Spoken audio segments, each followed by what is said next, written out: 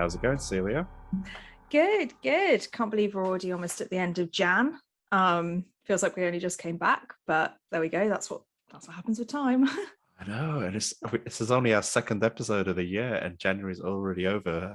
I know. It's going to be a year soon. I can't believe that. Tell you what, I totally forgot to mention. So, you know our .com address, frightfix.com, the first bill just came out. So that's been No like a way. year since we've had that address. What? That's crazy how fast that's gone. And the amount of films that we've watched as well, it's getting up there. We're going to be experts by the end. So this week we'll be reviewing the 2015 horror The Witch, directed by Robert Eggers, starring Anya Taylor-Joy. And your Fright Fix anywhere you listen to podcasts. Follow us on social media at Fright Fix Podcast and subscribe to our YouTube channel, Fright Fix. Before we continue, we have to give you the obligatory spoiler warning. So if you've not watched the movie, pop over to Amazon or Netflix. Actually, no, it's just left Netflix, I think. Did it? Oh, yeah. No, that was bad timing. Just left Netflix, I think like a few days ago or a week ago or something. Okay, well, you're stuck to buying the DVD or renting it from Amazon or whatever. So make sure you do that before you come back. So a quick summary of the plot. It's set in New England, 1630. William and Catherine try to lead a devout Puritan life, homesteading on the edge of an impassable wilderness with 5 children. When their newborn son mysteriously vanishes and their crops fail, the family begin to turn on their eldest daughter, Thomasin. Is she really possessed by the devil? Is she a witch? Or is she just a young woman trying to navigate puberty? So this was an interesting one. What did you think? It was. I mean, I'm pretty sure I've seen this film before, but as I've said many times, my memory is awful. So I wasn't too sure. And for the first kind of 20 minutes, I expected this to be a horror film. Like it was set up, it was getting really creepy. You see this witch character doing some horrible stuff quite early on in the film, I think, within at least the first half hour, and everything's kind of building to be scarier. But actually, this isn't a horror jump scary film. No. It's so much more about the building of tension and a feeling of being uncomfortable. It's a real slow burner, and that surprised me. I thought this was going to be really, really scary for some reason. Maybe it was the styling of it, or when it was set, and it didn't actually happen that way. And I wonder what you think, but this really reminded me of Hereditary. Oh yeah, because both films are about families who are being picked off one by one, and the families set against each other, and there's face-offs, and obviously in Hereditary, Peter's targeted by a cult so that he'd be a vessel for, is it Payman or something, the demon? Yeah. And then in The Witch, you've got the coven and the devil, targeting Thomasin, who in the end becomes the witch. And those end scenes are really similar, I think, when they kind of give over to that's a really good point. That's really interesting that you draw a comparison between both those movies, because in a weird way they kind of are similar, I suppose. Basically both of them are about the oldest child of a family coming across an evil entity and denying it for the whole film, and then by the end kind of giving in to that evil entity.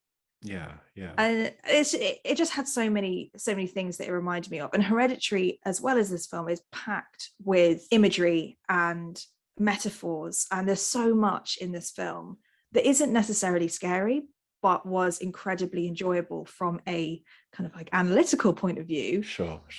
It was interesting, and I don't know, it brought up lots of questions about, if you believe in something so strongly, does it make it happen? They believe in the devil and in witches so much.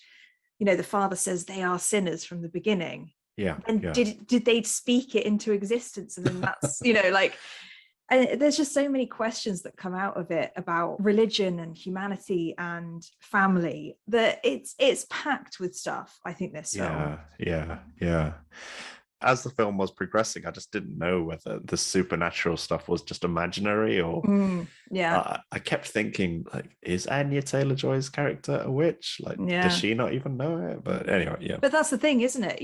You don't quite know. Even, I mean, the only really supernatural bit is, well, there's 2 bits, I suppose, when the son kisses the witch in the woods, and then she turns like old, and then when at the end Thomasin kind of goes to the cult and starts floating. But you're right, like that could be fantasy, because everything else in this film is about questioning whether the witch is real.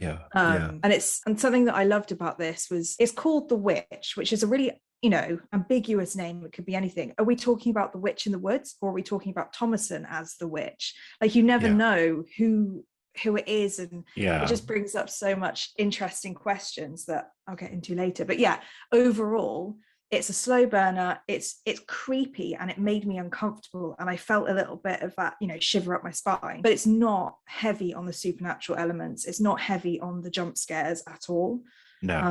So what about you? What do you think? It's I mean, the story for me was quite unpredictable. I didn't really know what was going to happen next. I mean, as you said, it is a slow burn. It's a very plodding pace and everything. And I mean, the story was way more winding than I expected. And I mean, just generally, like the atmosphere of the movie, I felt like I was transported back to the 1600s New England, and it all felt very authentic and very realistic. And I mean, even like, you know, the way they spoke and the way they acted, and it was good. It was, I mean, that was like, I believed the world that was being built in this movie. And but the visuals for me were a bit of a mixed bag, to be totally honest. I mean, they're very artistic and naturalistic, and you know, none of it screamed out CGI or like that. It didn't never felt like it was filmed on like a stage or something. It felt, you know, it all felt very consistent, like, you know, that I was standing there in that part of the country where they were. And but just everything was just a bit too gray and drab for me. It's I mean, not that I was expecting the movie to be kind of like colorful like the Wizard of Oz or something, but just, I don't know, it's just it was just a bit too I don't know. I think because I've seen Eggers' follow-up movie, The Lighthouse, and the visuals in there are striking as hell, like very, very. Is that Robert Pattinson? No. Yes. I don't think Willem Dafoe. But it's different from that, because I haven't seen that one. Yeah, the visuals for that movie are incredible.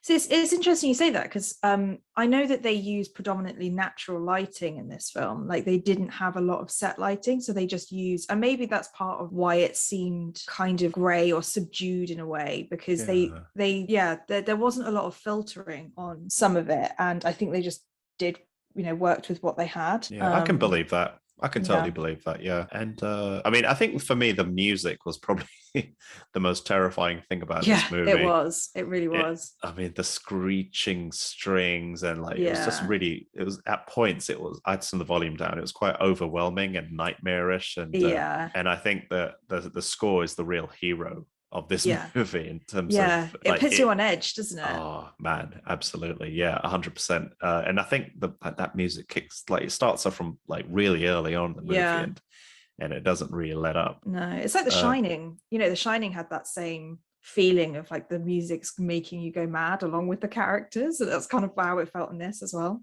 Exactly. But I agree with you in terms of the film didn't. I wouldn't class this as a horror movie per se, but it's just, to me, it was more of a drama where horrific things happen to the characters in the movie. Because it is really dark. Like, you know, there is some really dark elements to this. And it's like, it doesn't really fit into either genre, does it? It's not horror, but you can't really, you know, you can't not tell an audience how dark it can get at points. And it kind of sits in its own place. I think if there's people that are not accustomed to horror movies or have a very low tolerance, I think they'd still find this quite scary. But I think for regular horror viewers, this is they might be missold what they're watching. It's tame. It's tame on the horror, but I think it's definitely cranked up on the uncomfortable, slow, you know, realization that something's not right. No. That kind of horror, if you put that in quotes, is here, but it's not your typical, especially with a name like the Witch. You expect the Witch to be, you know, a prominent character that's scaring everyone. That's kind of not what happens. No. And I think like Stephen King rates this as like a really terrifying movie or something. Yeah. And I couldn't process that. Like I didn't get that connection. Interesting. So what did you think of the acting and casting? Because this is quite a small cast, isn't it? You know, they kept it very, very tight. Yeah. I thought the father like was brilliant. I thought he was spot on. And you know, how he starts off like as this kind of trustworthy leader of the family and you know, very determined, like a man of his convictions and stuff. But when the moment Caleb dies, you know, he just starts to unravel. And, but like, you know, he's so convincing though, isn't he? Absolutely. And I thought he did a really good job.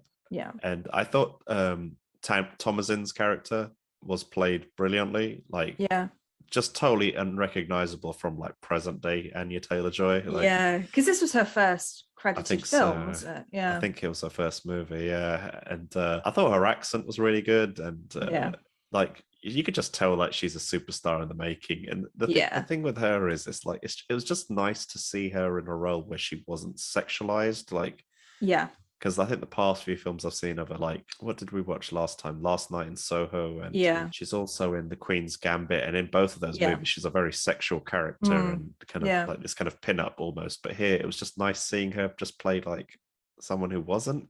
Even though like her little brother was perving on her boobs and whatnot. But it's not, her character isn't based around her being boobs. Sexualized for being boobs. Exactly. You do. You're right. So I thought she did a brilliant job. She was carrying this movie essentially. I thought she did a great job there. And I found it quite, I mean, this is a non-point to be totally honest, but I found it amusing how her name was Thomasin, and then in Last Night in Soho, the actress that played opposite her was called Thomasin. That's what the connection was, because I was thinking about it. I was like, do I know someone called Thomasin? Like, how do I know that name so well? And you've just reminded me. That's why. Interesting. And that's not a regular name. So that's a bit of a weird coincidence, actually. But I thought Caleb, the kid that played the son, at first I just found him a bit annoying and a bit tedious, but when he's like, I don't know what he's having some weird fever dream or something, but he starts talking about being taken to the Lord and he's asking God to take him and stuff, like, you know, moments before he dies. I thought that scene was excellent. It was amazing. And for a kid, you know, he's a teenager at that point. That would have been hard work for a seasoned actor to do, I think. You know, really good job. And the fact that he did it so convincingly, like I was hooked in that scene because of him.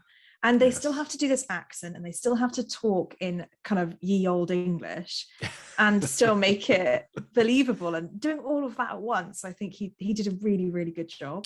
100%. But I found them, I don't know, maybe this is just unjustified or uncalled for, but I just found the mother a bit annoying throughout the movie. I don't think it's anything to do with her acting, but probably more to do with her the way she was written. But the character. I just felt like she spent the whole movie crying. That's how it just felt like. I mean, understandably so, because lots of bad stuff happens in the movie. But to me, it just felt like that was her character almost, and wasn't much there. But But what were your thoughts on the cast and acting? I mean, very, very similar to you. I think what I like about this is, and I think I've said it before, I love it when films use the characters to show different things. So sometimes in films you have characters that are quite similar, and it's like, to be honest, you could have just put all of that into one person and saved the hassle of, you know, like having.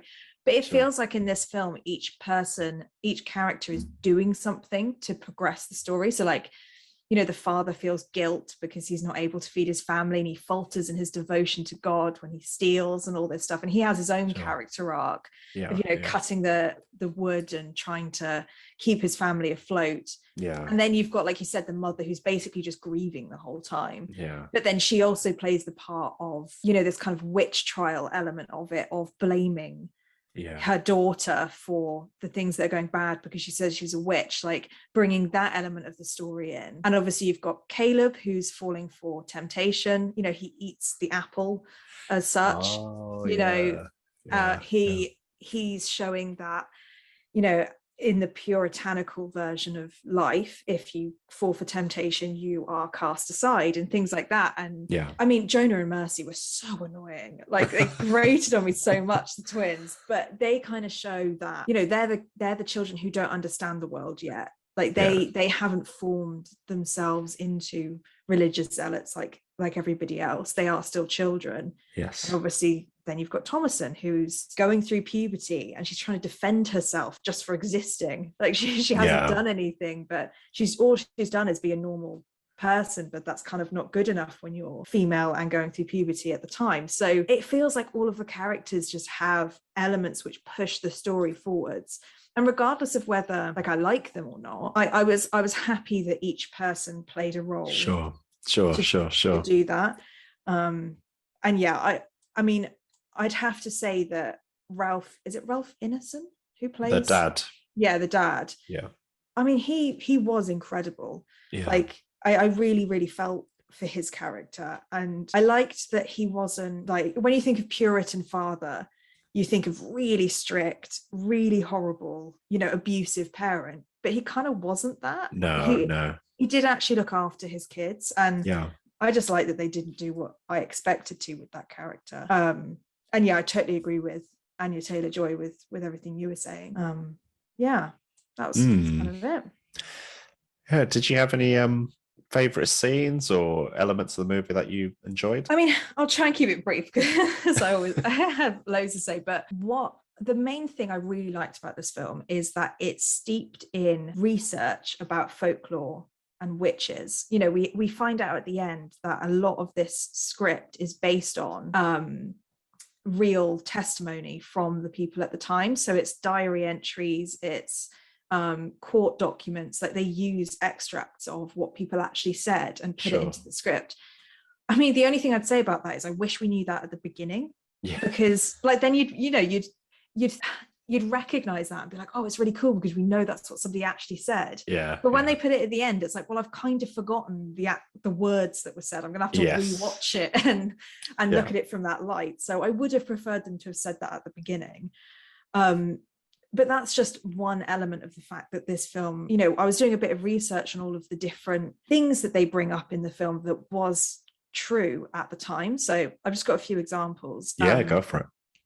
So, at the end, this isn't in chronological order or anything, but, at the end, Black Phillip asks Thomasin, wouldst thou like a taste of butter? Or something like that, Oh, yep. So in the 15th and 16th century, the Catholic Church declared butter was a bigger sin than lying, blasphemy, or impurity. Eating butter, yeah. And oh my goodness. The theory is that obviously they didn't want poor people basically to like have that resource, and like so they'd give it to, they wouldn't have it for themselves. And it just meant that they could like save money and stuff like that. And so this talking about butter, it's like, okay, that's an actual thing that people said, because they said that it was about temptation and it's specific to butter. And then in the Reformation that changed and they said, no, butter's food. It's not a sin. And then the other thing is that, the weird scene where the mother's in that dream and the crow is like pecking at her nipple. Oh, yep. So witches were believed to have a witch's teat, which was a special nipple or blemish, which they nursed their families with and they fed from. So I think so they refer to that in that scene. So like, again, something that was actually in history is put into the film. The characters frequently accuse each other of signing the book. And the book is offered to Thomasin at the end to sign, she signs away.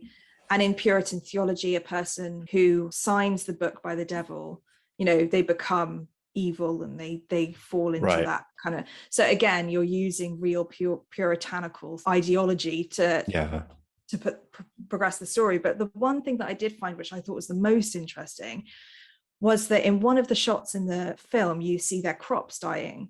Yes. And someone was saying that the way that the mold is on the corn, it's a sign of ergot, which is a hallucinogenic fungus.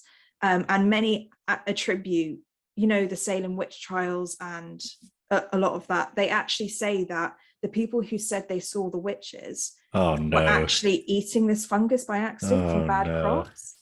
So then you think, okay, is this film actually them all hallucinating what happened? Like, you don't know. And the fact that that was actually what people think happened at the time and they're recreating it here just makes this film so much more realistic. And that made me think, oh, maybe it is all a hallucination from what they're eating. Yeah, because the whole crop thing was quite a core part of the family's turmoil. Yeah. The crops failing or whatever. So yeah, they were so close to the crops. And so that could have been it. And they were probably eating them. Like they were even in the house, they were all kind of gross and black and moldy. And I just like that they didn't make it up out of thin air and say, maybe we could just sprinkle in this thing and say, you know, perhaps they were hallucinating. No, they actually did the research and said, well, this is what people think happened. And there's just so many things like that. All of the costumes are designed by the book, as in dress of the time. Yeah. All the materials are of the time. Everything is done, you know, to a high standard. I really appreciate that about the film, you know, regardless of the plot or anything like that. Just the fact that they really took their time to make sure that this film has all of those elements is probably my favorite bit about it. Yeah, absolutely. It's just it's what I was thinking as I was watching the movie was, it's insane like how it's just this family that's living in isolation in the middle of nowhere, and it's just insane to think that people have survived thousands of years like that. And it's like, no wonder people had like 1,000 children back then, because they'd probably see half of them die before they hit maturity or something.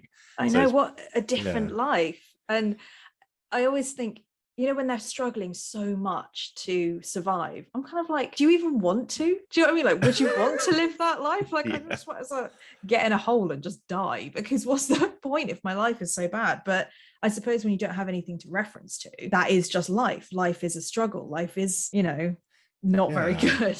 I think not to get too bleak, but I think life really hasn't changed that much since then. It's like, but I think how we get distracted these days is with your phone or with other interests and whatnot. But I think fundamentally we're still trying to just eat and live and survive. True. It's the same. We've just got more things now. To keep us distracted. Yeah. Keep us distracted. Yeah. Well, on that depressing note, did you have any favorite scenes? Oh yeah. Well, I did. Well, there were a few things that I liked about this film. So for me, I think the biggest standout thing for me was probably just the use of language in the movie. Yeah. And it's just so dense, and throughout it's just so believable. And like Eggers, I assume he wrote the dialogue, but he's just like on another level. Yeah. I was just thinking like, the attention to detail, like it would take me like years to research the language of the time and that particular period. And I mean, just touching on his follow-up movie again, like with the Lighthouse, like if you thought the language was crazy in this film, like how deep it gets, like the Lighthouse is like on steroids times a million. Really? Like, there's moments where you cannot even understand what they're saying. It's like a real experience. But so he focuses on language then, I suppose, a bit as a director. Must be. I mean, it's enough to, the language in this movie, and even the last, it's enough to dazzle anyone. Like it dazzled me, and it kind of, it's almost like a sleight of hand trick, because it's kind of like, because there were loads of bits in the movie where I felt like, oh, okay, come on, get to the point kind of thing. Yeah. But the language was enough to keep me distracted. Yeah. And the fact that we know afterwards that this is real, you know, people actually said this, it gives it a bit more weight to those longer, drawn out sentences where you think, oh, come on, just tell me what you say. Yeah, all the these and thous and whatnot. It was enough to keep me going. Yeah. I really liked that image of the crow drinking from the mother's boob. Yeah. And it was, don't get me wrong, it was like terrifying and an unexpected image, but it just looked like it was a painting for a brief moment. Like it could be a painting in a museum. It did. Yeah. The way she kind of had, like, her clothes were like flowing off her and she was kind of hunched over a little bit. And it looked like a staged, and maybe it was. I mean, from all the research and stuff, every scene probably was a reference to something else. I bet there's a painting somewhere in a museum, and it's that. That's that. For me, I think the movie gets really good when Caleb dies, or even just that whole scene. Like once the whole family kind of descends into lunacy and starts accusing each other of witchcraft and whatnot. like nobody seems to believe each other anymore, and then like the mother goes insane and the dad gets stabbed by a goat. And that's what kind of when my attention was going to regain, because there were bits in this.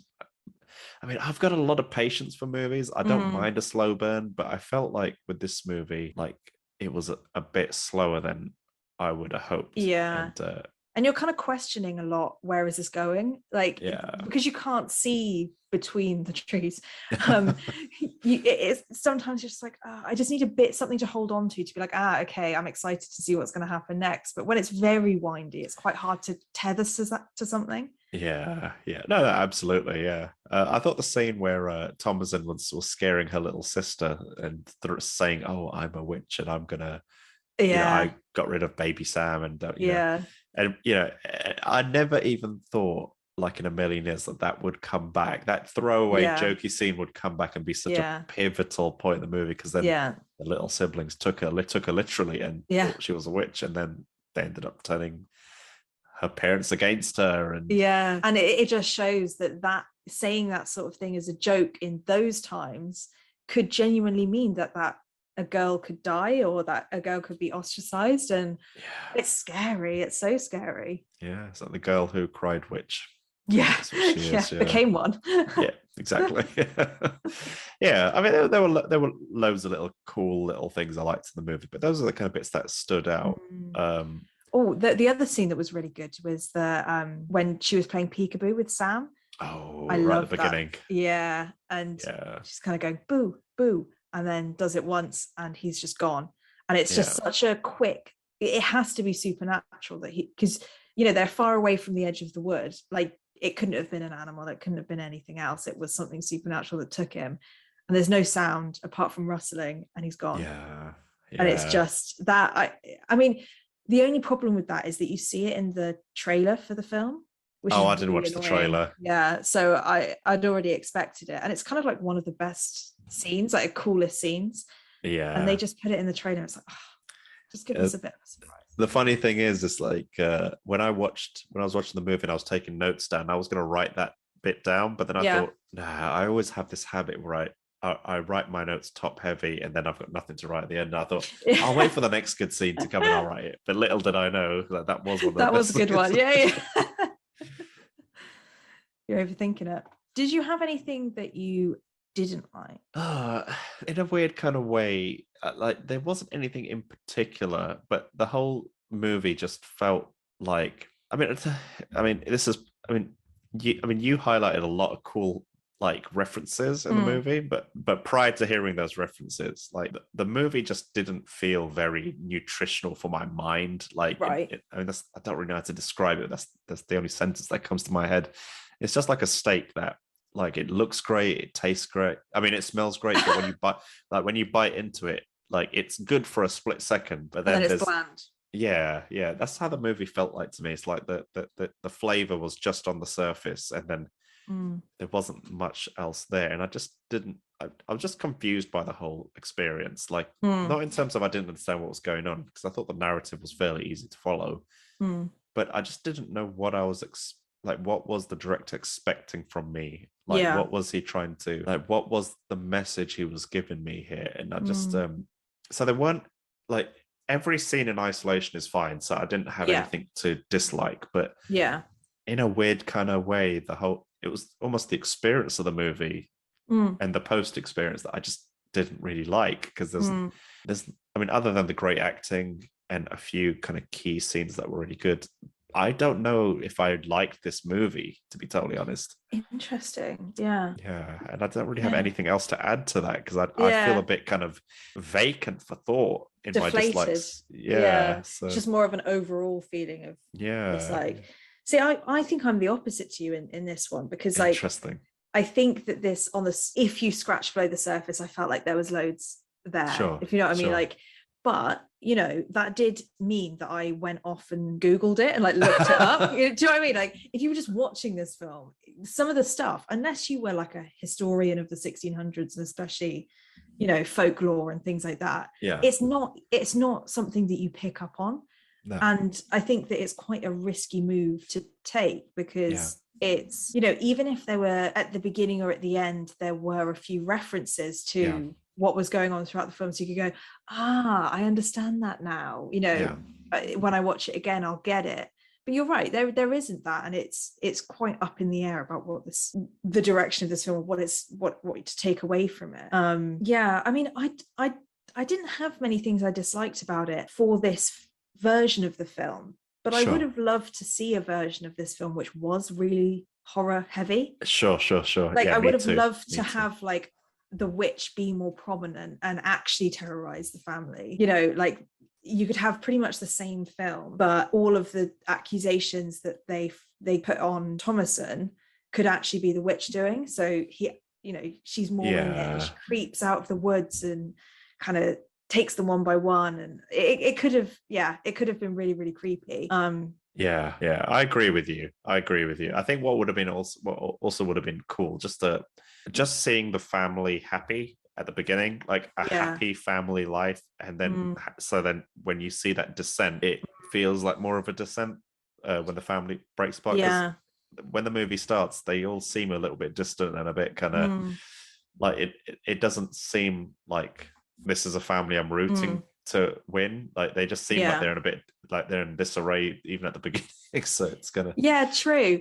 Although the only thing would be that I think the kind of darkness from the beginning comes from their religious, like, because they're so religious. And if they weren't because they're so tied to the fact that they're all sinners and that they have to repent from day one, like, they're not very happy people. They don't have a happy life. You know, they're Puritans. And if they hadn't had that, then it wouldn't make sense for them to then all turn on each other because of religion further on, if you know what I mean. Like, if they were all happy to start with, maybe they wouldn't have been able to use that religious fervor to, you know, descend into even further darkness. But I see what you mean, because in Hereditary, you have a relatively normal family to start with, and then you're really sad to see it go, because you're like, how is this the same family from the start? Whereas you don't get that in this film. Because I mean, both movies end negatively for all our characters, more or less. But with Hereditary, it's weird we're talking about Hereditary, but we've not reviewed it on this channel. I know. It's like, but with Hereditary, you can see that downward spiral. I think the line is a lot clearer. And but what's your Fright Fix rating for the movie?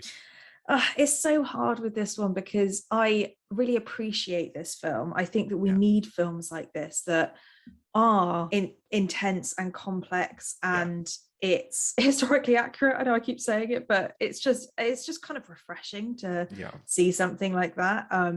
I think it almost lends itself to being a documentary style film about, you know, New England in the 1600s.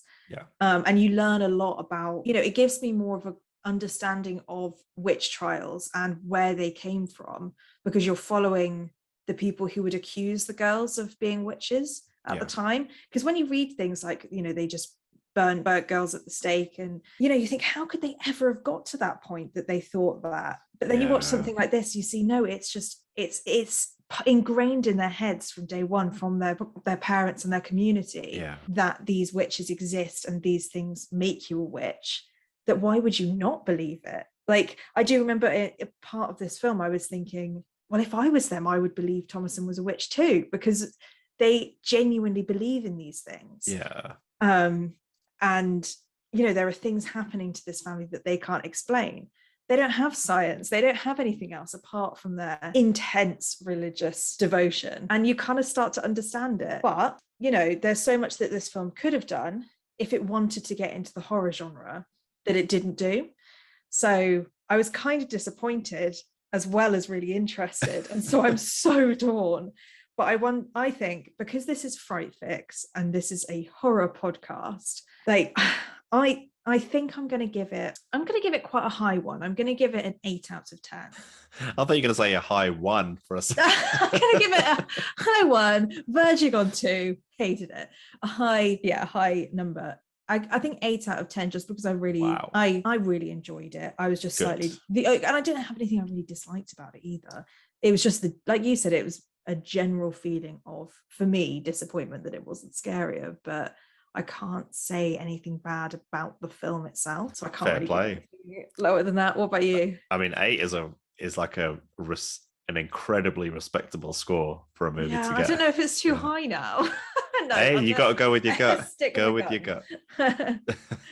What about you? Oh, I mean, as you mentioned, that the fact that we need movies like this, like it's good to have experimental cinema, and I mean, regardless of what I think of the movie, the fact that producers took a chance on a script like this, like I respect that, and it's better than the same old superhero nonsense that we seem to be getting day in, day out, it feels like. And so oh man, I really struggled with this movie. Like, I think I don't know, I think there's chunks, it just feels like there's chunks missing out of it. And but no, like seeing like Eggers do this but then go on to do a significantly superior movie next, like, and I think this was his first movie that he directed. So seeing him kind of cut his teeth into directing and get used to it, and like opening his skill set and everything, it's just I like his journey as a writer director. I thought the script,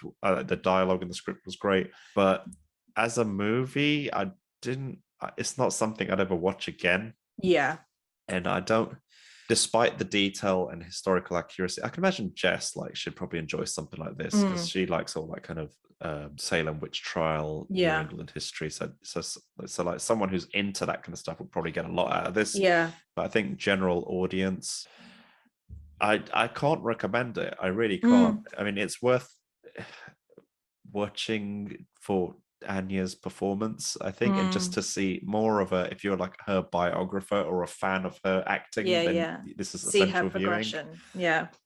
But for me personally, I didn't enjoy it. I couldn't recommend it to anyone. That's fair enough. I didn't find it scary at all, really, and for the very same reason as you, like, because this is Fright Fix, and it didn't scare me at all, really.